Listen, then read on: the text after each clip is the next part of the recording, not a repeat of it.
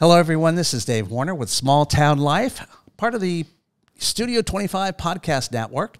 And today we've got I was going like this when he came in the door. We've got a great guest today, Scott Grates, who we're going to go back and look at a lot of different things like background and stuff like that, but a cool author.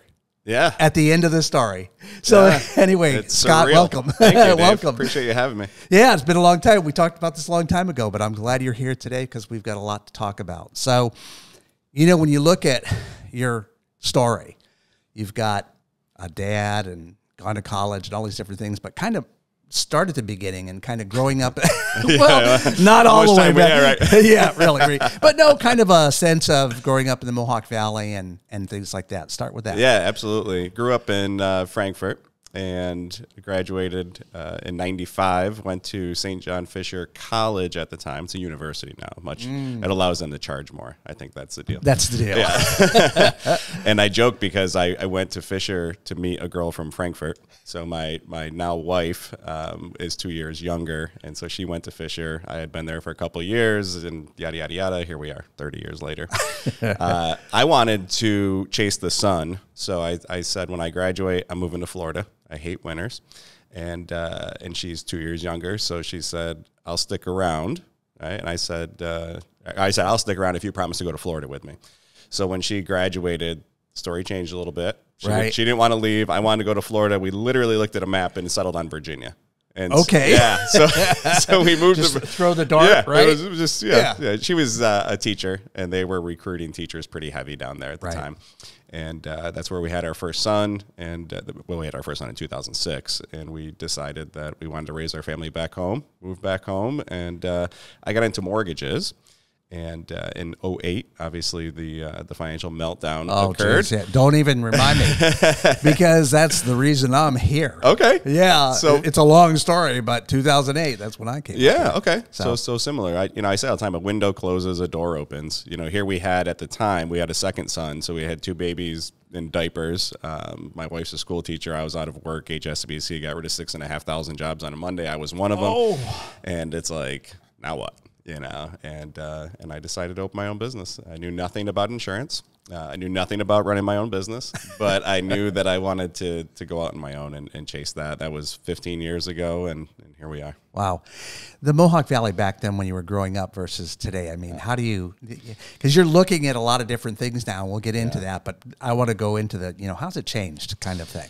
So it's hard because my lens changed, right? So I love it and appreciate it so much more today than I did back then. I love my childhood because we were probably the last generation without cell phones and digital distractions. But it also made the area very small. I look at my kids now and they have friends and connections all over the valley, where it was weird for us to meet a kid from like Ilion, that was like next door to Frankfurt. Darn Ilion Little Falls was like really crazy. Oh yeah. It was a big bus trip, you know? And so, just things you didn't appreciate at the time, the safety, the security, the close-knit community. I don't know, they call them helicopter parents. Is that what they call our parents, where they just didn't really raise us? I mean, that's... we just took off and we had to be home with street or lights. latchkey kids. Okay, maybe that's what we were. Where the parents were off working all the time or doing things, and the kids, you trusted them to be responsible and be at home at a very young age. That's what we were then. Okay, yeah, all right. So, street lights. Latchkey Street kids. lights come on, and yeah. But we would congregate at different kids' houses, and there was always a mother or a grandmother there to make us lunch or dinner or snacks. And so I share that because when we were in Virginia, we lived in a townhome. There were 6 homes connected. We were somewhere in the middle. 5 years, I never knew my neighbors. Oh, that's very weird. Just everyone's working all the time. You're dealing with traffic and stress, and it just everyone's transient. And when we came back home, still to this day, we are probably those latchkey parents now, and we can be in this community because we know so many people, and shoot a quick text to so and so, hey, we've got your daughter, and we're sending so and so over there, and we all just kind of look out for each other. So. In that regard, it really hasn't changed that much. That's kind of strange because I didn't realize that. You're the first one I've heard kind of say that, where you hear the older generation, my group say, growing up here in Little Falls, for instance, and they talk about the same experience as far as the kids could go out, play till the lights came on, whatever. When they were in a neighborhood, all the people there kept an eye on them and reported if they got in any trouble. I didn't realize that was going on today, kind of thing, but that now you have that immediacy of, your kid's in trouble down here. Yeah. The other thing we have, and before we had it, when the technology first started, the tracking technology, we were like, we're not going to do that. Now we love it. And not because we don't trust our kids. It's just easy for us to I can look at my phone right now, know where they are, and they can know where I am, and it just, it just gives us that sense. Oh, okay, they're at John's house, you know, and or they left at a certain time, or frankly, when we talk about risk and insurance, that had to come in somehow. Well, right? but I'm just saying, my kids know that we're tracking their speed, right? And you act different when you're being tracked or watched, and it's in the back of their mind. Yeah, right? It sounds weird to say that, but the reality is, look, if your manager at work is watching you perform differently. Yeah. You just do, and so it gives us peace of mind knowing that they know that we know. I think that's okay too, because maybe it'll be in the back of their head, right, that you're doing that. But I mean, even my wife and I, we have the Life 360 app. I don't know if that's what we have. You're using, right? And I try to get my kids who are off, and they were in Texas, and they're like, Dad, we don't want you knowing where we are. We could be out partying, or we could, But there is a sense of, if I know she's off somewhere and she's taking her mom to the doctors or whatever, how's it going? Oh, she's been in the parking lot since whatever. Right. I mean, there's some unsafe areas these days. Sure. So it's a peace of mind kind of thing. I don't think it's weird. But it's changed how we parent. Yes. And it's so in a good way. Right. Yeah. So what was the key decision to get into insurance? I mean, what was it? Because you were in a mortgage and whatever. Are they close? Are they similar? Yeah. So I've been in sales my whole life. Okay. I actually have a journalism degree from Fisher. I got a job with the Democrat and Chronicle. I'm going to date myself a little bit here. It was $7 an hour back when I was hired. Bucks. Yeah, big bucks. And I think it's still about $8. Okay. I don't even know if they're still in existence. Journalism is not where you make the cash. Yeah, and so my parents were, I don't want to say poor, but we grew up probably below the the Mendoza line, and so I took on a lot of debt, and just $7 an hour, it wasn't cutting it, and so I went into sales, and I just loved the psychology of sales and just the ability to help people, and so. Really, everything I was doing was this month-to-month grind. On August 31st, you're a hero, and you hit all your numbers and ring the bell, and you get the award, and then September 1st, you're a piece of crap. And my son's in sales. Yeah. I hear it all day long. And it gets old, and so really what drew me to insurance was the residual factor, whereas if you could sell a policy and then keep that customer happy, you can get paid every time they make a payment. And that was so much different than what I was doing with month-to-month commissions and mortgages and real estate. And that's why. It wasn't because insurance is sexy or fun. It's not. But it was truly just the residual impact. My son-in-law is kind of into it, starting to get into it. And he says, it's the biggest scam in the world. Well, I mean, how do you address those kind of, even from somebody who's in it? What kind of insurance is he selling? I think he's selling life. Okay. Well, listen. He's trying to sell me on life anyway. I don't know if he's selling more than that. Certainly not a scam. It's fun. My wife and I were just talking about this over coffee. That's how intriguing our morning conversations are. Talk about insurance. Yeah. Well, I was saying, I'm turned on, honey. The people who need it don't think it's a scam. The people who don't need it think it is, and that's the shared risk model that I try to explain to everybody, is that we're all in this community. We recently had a fire in Frankfurt with a very well-known family, and people were reaching out because I'm close to the family, and they're like, what can we do to help? And my honest answer was, pay your insurance bill, because that claim will probably be about $600,000. And if 600 people in the community are all paying $1,000 for their insurance this year, it's all going to that family. And that's how the shared. That's an interesting way. That's how the shared risk model works. We all put money into a pool, and when someone needs it, they take it out. And again, not sexy, but it feels like a scam. And I tell people, now I know auto insurance is a little bit different, but there's two ways to insure everything. You can do it through an insurance company, or you can self-insure. Now I know auto you can't, but you know, if you pay off your house, you don't have to have home insurance. Right. You don't have to have life insurance. You don't have to have disability insurance. So if you don't believe in it, that's fine. But when something happens, you're the insurance company. You got to come out of your pocket. And that doesn't mean... And you haven't been paying yourself all those months. Well, right. The premiums you save. Typically, you're not putting that away somewhere in case. Right. Yeah. Right. And so... You know, look, I can go down a rabbit hole with medical insurance. Now, that's why I was asking about your... Well, because the medical field, that's a whole different ball of wax that really fires me up. But well, my next question really was, you've been in it 15 years now, right? How has it changed? What have you seen from when you started to where we are today? The wildest thing we're seeing is frequency and severity of weather events. And, really? You know, and I don't understand global warming. I don't climate change. Like, you know, I'm not ignorant to the fact that things are happening, and they always have, right? Yeah, for 4 billion years. Right, yeah. I mean, you know, Africa used to be just south of us. So, you know, things have changed. And the caps used to be green areas with animals. I mean, you know, all right. So, you know, I don't know the details, but I do know that as of this recording, there's been almost 30 tornadoes in New York this summer. That is very weird. And we're not a tornado state, you know, and we had less than 10 inches of snow last winter. You know, it's just things are weird. But the weather events have increased. Right. Even if you look at the rain recently, it's like the doors open and buckets of water just pour out straight down. The winds. Yeah. You know, and you're like, what? And there was a photo shoot here Wednesday, and literally 1 minute it was sunny, and the next minute it was just pouring down rain, and it was crazy. They were trying to get this video and stills, and it was changing minute by minute. There was no rain in the forecast Wednesday. It rained all day, but that's but yeah. Now that's a job you want. You should have come back to that. I know, Weatherman, right? they're all going to get ticked off at me. Listen, but Bill Cardis does a great job. He has a cult-like following. I don't know about the weather, but people love Bill. He's just a great guy. They love him. But whether he's accurate or not, we don't know. But yeah, that's changed. And then the huge change that we're seeing right now is, you know, since COVID, we're in this state of hyperinflation, and we can sugarcoat it any way we want and use rhetoric to downplay. But the reality is everything costs double than what it did pre-COVID, pre-2020.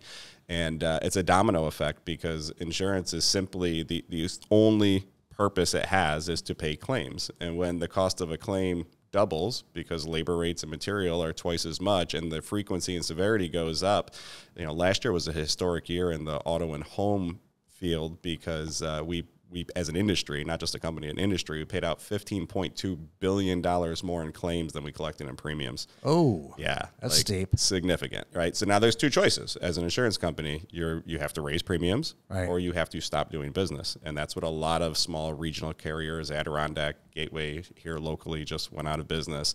We're seeing a lot of regionals go under, and we're seeing a lot of big names stop doing business in certain states. And I don't know where it's going to go. I don't know how it's going to end, but it is a wild time in our industry for sure. Yeah, I mean, I was thinking about it, knowing you were coming in and wanting to ask some questions, because I know people have questions about insurance. I know my car insurance this year, I have State Farm. Yeah. Very. Yeah. Well, listen. Not with your office, but but listen, mine did the same thing yours did. Yeah. Right? It's well, you know, it's gone up twice this year, and I'm like, I have no tickets, no accidents. Yep. I hardly drive anywhere. Yeah. You know, I've got like my car's more than 2 years old, and I have 13,000 miles on it. Yep. Why? Yeah. Shared risk. And my son was saying, well, the catalytic converter's being stolen, and that's pushing prices up and all. So you've got fraud, but really it just comes down to the cost to repair. You know, it just as some basic repair stuff. A gallon of auto paint pre-COVID was about $100. Right. Now it's about $400. Oh my God. A windshield was about $300 to $400. Now it's about $1,200. The going rate for labor at collision centers on Commercial Drive, $175 an hour. Used to be about $80. You know, and so back in your day, you used to like bang things out, right? And just basic pop little pop it out. Yeah. And now everything's fiberglass and one little and there's backup cameras and heat sensors on side view mirrors, and so these little fender benders are like $7,000, $8,000, $9,000 now, and who pays for it? Well, you and I do, even though we didn't have the accident, and that's just the reality. And what people don't realize is there's two types of insurance companies, and we can get off insurance because it's boring. But no, I mean, these are questions they sit around the table. Okay. Yeah, so and food's going up and whatever, but so is insurance, and so it's on our minds. Yeah, there's stock companies. Okay, so Allstate, Geico, Progressive, they're stock companies, and there's mutual companies like State Farm, Liberty Mutual, and a stock company. It has to make money, has to be profitable, right? They have to answer to shareholders. A mutual company has no owner. So you and I are owners, part owners of State Farm. A lot of people forget by now, but when the company is profitable, like we were in 2020, because everyone stopped driving and claims went down, your rate went down, and you actually got a dividend check that summer, July of 2020. Okay, must not have been significant. Well, when I say dividend check, they actually they applied it to July, August premiums. Okay, so a lot of people didn't even have a monthly payment in the month of July 2020. But got that auto. But it takes it out. I don't even know whether it's there or not. But rates went down in 19 and 20, and then when everything opened up and the prices started, then we've been going up since. Wow. But the reality is there is no owner of our company. We're the owners. There's no profits, because if there's profits, they go back to the policyholders. If there's losses, it goes back to the policyholders with increased premiums. So there's no stock. There's no, so this whole greedy insurance company, it's like, well, no, like, who's being greedy? Like, you and I own it, right? And our responsibility, our board's responsibility is to make sure that we have enough premium to take care of the claims when they come in. And then you look at what happened in Rome a couple months ago. That was $100 million event in 15 minutes. Where does that money come from? All right. Here we are. Hopefully they were insured by someone else. Well, since we own the company. Yeah, right. Yeah. And so to that point, and then I'll get off my soapbox here, but there's all different levels of fraud. If you've got a teenage driver, right, and you're not reporting your teenage driver, that's fraud. And you're not paying what you should be paying based on the risk. But if that kid gets into an accident, which the likelihood of it happening is much higher than you or I, we're still going to pay the claim, right? But you weren't paying your fair amount. And then you see things all the time. People talk to me casually about insurance fraud like it's no big deal. They're like, well, we'll jack up the estimate and bury the deductible. I'm like, that's fraud. You know what I mean? But people do it all the time. It's commonplace, right? And so, okay, now the insurance company's paying more to bury your deductible, but when the insurance company pays more, we pay more. So there's a lot of our community members who don't realize that them trying to screw the insurance company is really just screwing all themselves. Of us. Yeah. Now you're making me feel guilty for asking about insurance. Why did I get on the? What? I'm throwing my notes away. Okay. You said it was interesting. Well, I think it is interesting. Actually, you've answered like 10 questions I had. So you've been involved. Probably all along, but especially recently, a lot of different community activities. But now you're doing a podcast that's really popular. Tell me how you got into that and why. Yeah, so really my business model has always been relationships. And I take a 5-prong approach. So I network with fellow small business owners. I do truly love this community. We live here, we work here, we shop local. We want to support one another, and so I network with small business owners. Super involved in the schools. I actually wanted to be a teacher, but I couldn't handle the pay. Once I got getting home with your wife and arguing about the different stuff in the classroom, right? We do that anyway. Well, okay. All right. So I spend a lot of time with the schools. I do a lot of career days, driver safety, financial literacy workshops. Whenever I can get in front of the schools, I'm there. Civic groups, service organizations, our star customers, our customers are an extension of our sales team, right? Me telling you why you should do business with me is one thing, but if your friend or family member that you trust says you need to do business with them, it is a little bit heavier. And then the social piece, right? The social media and being social in the community. And so the podcast became a way for us to shine a spotlight and give a platform to small business owners, people in schools, civic and service organizations, and some of our customers and all the amazing things they're doing, just like you're doing here. I haven't been on the podcast yet. Well, you sort of were with Tiffany. Sort of were with Tiffany. Yeah, I know. But it was a good show. It was. I just always had this mantra that you just jump and figure it out on the way down. And it was about this time last year, end of August. And I thought it was about a year. Yeah, we said right after Labor Day, we're going to start. And we didn't know how or why, and it was just at our kitchen island on Zoom, and we booked our first few guests, and away we go. And now we're trying to graduate to a studio like this, which is an awesome space. Yeah, I mean, the studio makes a big difference. Yeah, you're in a living room. I was in a garage. Yeah, and you graduate out of that. You're always complaining about. Even here, though, I could make this better. I could make that better. It's the curse of the Type A. Yeah, we're that. Yeah. So how's it been going so far, or where do you see it going? Yeah, it's a great question. Really, where I see it going is everything is all about personal branding, especially in this digitally dominated world, right? And even with my company, like everyone knows the company, and I'm all for the company, but I need people to know me and want to do business with me personally. And so I'm all about bolstering the personal brand. So really where I think it can go is a lot of this stuff is big budget. And if we can kind of create a co-op, if you will, with people who want to come into studio and shoot some content, and then we can chop it up for them and at least get them on social media and their website, and really just create this community of brand building. So that's the idea. We'll see. We'll see. Right now, as of this very moment, yeah. Until you walk out the door. I get this great idea. Yeah, ideas are never a problem. Yeah, it's execution and logistics. So when you did your journalism, did you expect to become a writer?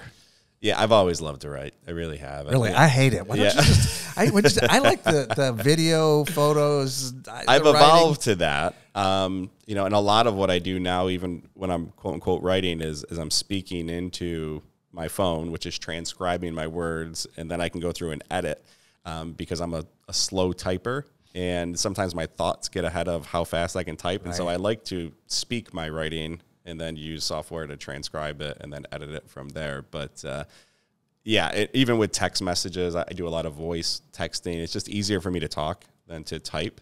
And my handwriting, forget it. I can't even read. You can't even read your own. I can't. I'm there with you. Yeah. It's like, what did I'm looking at my notes now that I handwrite. But I like handwriting because I remember better. Maybe. Yeah. Listen, I handwrite too. I just can't read it. So how many books have you done? So this was my third. This is your third one. So how did the first two do? Because we're talking about your big time, USA Today's, bestseller list. Yeah. But how about the two prior to that? Yeah, it really is. It was a 7-year journey to get here because you have to build your resume, you have to build your credibility, you have to build your audience. And the first two were self-published, and this one was with a traditional publisher. Whole different experience. And for a traditional publisher to bring you on, really all they care about is your audience, because they are now vested in the success of the book, and they get a percentage, and so they want to know how many books can you sell.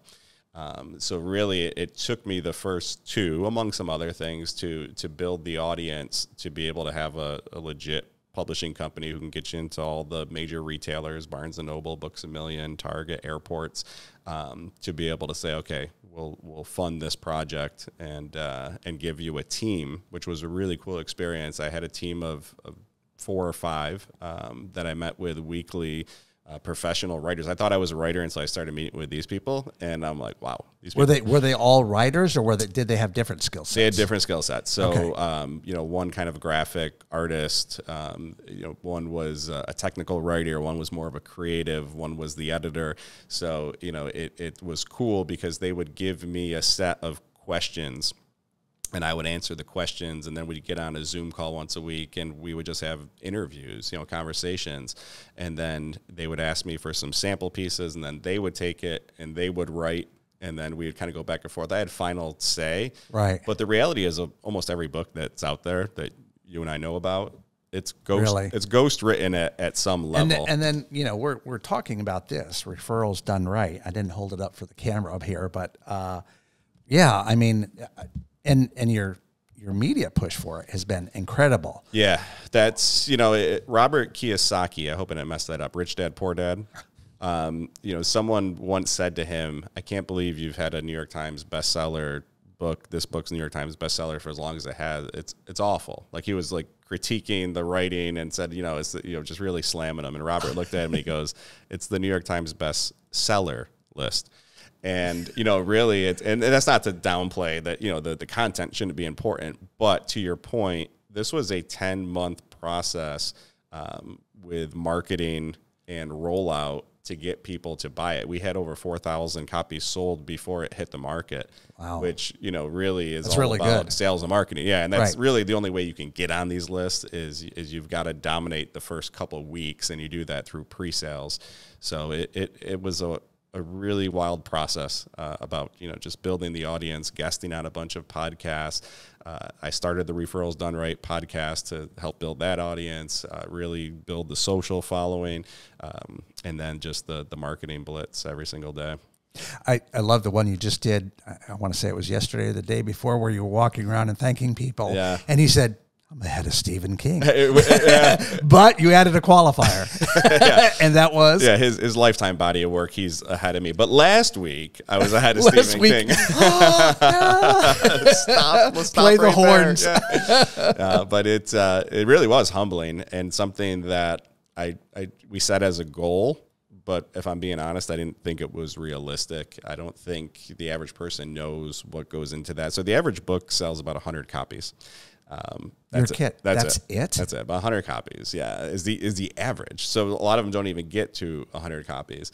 So to hit one of those lists, 4,000 or 5,000 copies in a week is really the number. And the algorithm, it's not just like a certain number, it's the algorithm and where the sales come from. So you can't, like, because a rich person could just buy them all, right? That's true. Tony Robbins could just buy 10,000 copies, his right? own book. Yeah. But they look at individual sales from different retailers to get a scope of, is this a true organically purchased best-selling book? And so it's that's interesting. Yeah, it's a challenge. So you pumping the 315 to go buy your book might not be as helpful as everybody else finding out about it. So what I didn't share on this podcast is in 2017 I started a sales training consulting company called Insurance Agency Optimization to help other small business owners, other small insurance agencies run their business more efficiently, train their employees, and that's grown. And really that audience is about 12,000 at this point. So that took me 7 years to build that group. So the bulk of the sales. So you told all of them, go get the darn book. Absolutely. Yeah. I mean, no doubt. Like that is so of the 4,000 copies, my guess is probably 3,500 were insurance agents across the country, which is great. But you got to build that trust. You got to build that audience, that community. And it takes years. Like it's. Oh, wow. Yeah. What's the next step? Is there another book in your mind? Or There's probably like you, there's countless books in my mind. No, not books, because that would entail writing. Well, yeah, Okay, but I all just right. told you can get a ghostwriter. You can talk it out, and they'll do the writing for you. That's interesting thought. Yeah. I had never thought about that. Oh, it's a huge industry. I do like writing my own stuff, not stuff for other people, right? So I have a Substack, and everybody says that when I write there, it's far better than what I do here. But that's because I'm writing about what I'm passionate about, as opposed to I'm telling you a story about somebody doing something kind of thing, right? So, yeah. I mean, it makes a big difference. Yeah. If you got to be passionate about the work, or else it just doesn't. It's a grind. Like you won't stick with it if you're not passionate about it, because I'm an early bird. I'm up 4:45, 5 a.m. and that's quiet time. 3 kids in the house. and that lasts for what, 30 minutes? Well, it's hard to get them out of bed. So all right. But about an hour and a half, solid hour and a half every morning for about 6 months was my writing time, and that was my dedicated writing time. And then they're obviously throughout the day and sometimes later at night. But it's a commitment, and it's one of those things where once you read it, when it's in print, it's like the worst thing you could do, because you're like, I wish I could change this, or I should have added that, or it's like you're just. What about a Kindle version? I mean, it's out there. Yeah. Okay, is it in Kindle? I didn't it's on Kindle, it's on paperback, it's in hardcover, and the cool thing is I actually have a voice actor that's reading it for me. You can read it on audio yourself. Really? It's on audiobooks? It's on long. It will Audible, be. I mean, so the bestseller list doesn't count anything but hardcovers. Okay. And so strategically we had to do just the hardcover first, and that now we're sprinkling everything out. Boy, this is it's a whole industry. It's a whole industry. Oh, it's big. Yeah. Big. Yeah. Wow.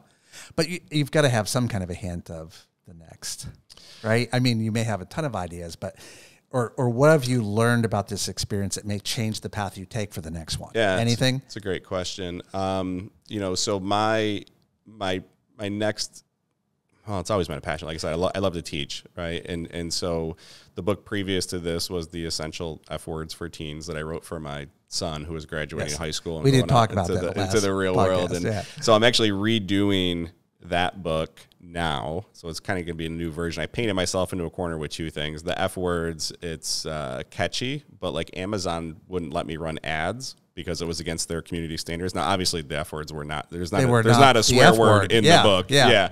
So that's interesting. Yeah, it went against their community standards. They wouldn't let me advertise. Look at the content, people. It's about the content. Yeah. So it's becoming career after classroom.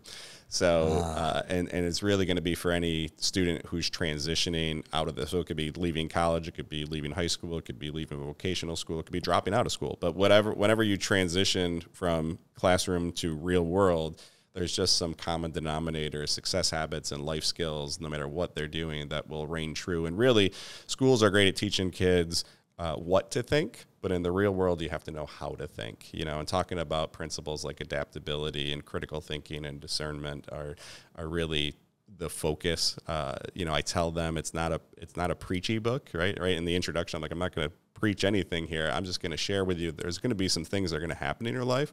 And you're going to hit some crossroads and you're going to have to make a decision. And I just want to help them figure out how to think through those decisions and ultimately do what's best for them. You think there is a lack of critical thinking these days? Because I hear a lot of talk about that. I do. Yeah. It's, I don't think it's just these days. The concern I have is the digital dominance. I see it with my own kids. I don't know how to stop it. I'm not that like line in the sand. We're taking away your phones. And if you do this, because there are positives to it as well. But I don't think kids have enough time for creativity and just figuring out their own thoughts. They're just spoon-fed so many thoughts and images and sound bites, and it's like, well, what do you think? Yeah. How do you feel? How do you see yourself? Yeah. And so really, the book will introduce it, but now I'm also going to put together a video content, so they can do it online, because they're obviously going to meet people where they are, and the kids, they're not going to be reading, but they're not on websites. So we'll find out. So my pie in the sky dream is to take that book and that platform. It's like a 6-week certificate program where kids can go through and spend about 20-30 minutes each day for 6 weeks going through the lessons and learning. And then partner with small business owners and communities and ask them to sponsor a class. So like, a local business owner here in Little Falls would say, hey, I want to sponsor the Little Falls, junior class, and every kid gets the book and access to the program. And then that's a good idea. Yeah. And then there's all kinds of public relations and social media stuff that we can help them, to let people know that this business is doing that and investing. And then really, it's a multifaceted, because these are your future customers. They might be the current customers, the parents. If you want to get to a parent's heart, serve their children, right? And so you invest in their kids. They could be future employees, right? And so the other challenge to the business owner is, and you guys are doing a great job of this in Little Falls, is we want to keep the next generation here. Yes. Right. And so I want to know, who are these kids who might not be stars in the classroom with grades, but they've got the intangibles and that chip on their shoulder and that burning desire to succeed. Maybe it's just not English, math, and science don't light them up. Right. So let's get them some real world, and maybe they jump into this program and we're like, wow, this kid has potential. And now those kids are there. Oh, a ton of them. They are there. I was that kid, and I probably was. Yeah, too. They say that you're best suited to serve the person you once were, and I look back and I'm like, my grades sucked. And, mine too. They got just go out the door. I was lucky. We don't care. Get into college, because once I got into college, I started studying things I enjoyed. It all changed. I was Dean's List, right. And in high school, I couldn't get above a 70 because I couldn't do math. And now I just hire an accountant. So you don't have to do. Well, remember the sentence structure in English, and it had to say why do we, how am I going to use this? Right. Algebra. Yeah. Where am I going to use this? I mean, you know, it was just, I kept asking those questions, and that got me in the back of the room in a corner. Yeah. So, and the back, and you look at so many of the millionaires, billionaires in America specifically, they're all, not all, but there's a lot of dropouts and, you know, rebels and just, you know, going against the grain. And so really, I want kids to think for themselves. I want them to take a contrarian approach. I want them to bet on themselves. And I want local business owners to bet on these kids and give them the opportunity to job shadow, mock interview, help them build a resume. You know, in summer interns, right? And so really pour into these kids and give them an opportunity through your business. And then with this connection economy, like if I'm working with a kid who is awesome, but you know, his interest is accounting, well, now I can connect him to my accountant who maybe can give him an internship or a job shadow or something. I love the idea. Yeah. And just really, you know, take small businesses, the heart of every community, and give them a platform to share with the kids, to pour into them, to hopefully keep the kids here in the future. Well, we're not going to get a lot of big factories, so we have to do something different, I think. Yeah, I'm with you. So where can we find the book? Anywhere books are sold. Anywhere books are sold. Yeah. How about where can we find Scott Grates? That's a $1 million question. Right here, right now. Right here, right now. But I mean, beyond that, I don't know. 2 places. When they want insurance, how do they find you? Well, so the answer to that question is scottgrates.com. Yeah. So, you know, it's the platform where I've got the podcast and the insurance company and the training company and the books and everything's on scottgrates.com. Even the podcast? You have your own website now. Yeah. Come on, but you got to push that. A link to get, okay, so that's like the hub. Okay. All right. So where is that website? Scottgrates.com. You're not going to give the URL of your podcast? Oh, yeah. I'm not a tech guy. Okay. I don't even know what a URL is. God, now that I have to think of what URL stands for, I've used it so many decades, I don't remember. I don't remember. You're asking for the name of the podcast? Yeah, yes. So it's the Love Living Local 315. Right. Yep. But that's the URL, correct? That's that the is. Website. That is. That's what I was trying to get you to put up. And you got a billboard. Just do it for me, 5. Dave. Just do it for me. I will put it in the show notes. Well, Scott, it's been great having you here today. Absolutely. Good discussion. I learned way too much about insurance now. You and me both. I'm not going to be an agent ever. I question it. And I wish you luck on the next project, especially the one dealing with the kids. Yeah, I love that. Thank you, everyone. That's all we have today for Small Town Life. This is Dave Warner, and we'll see you next time.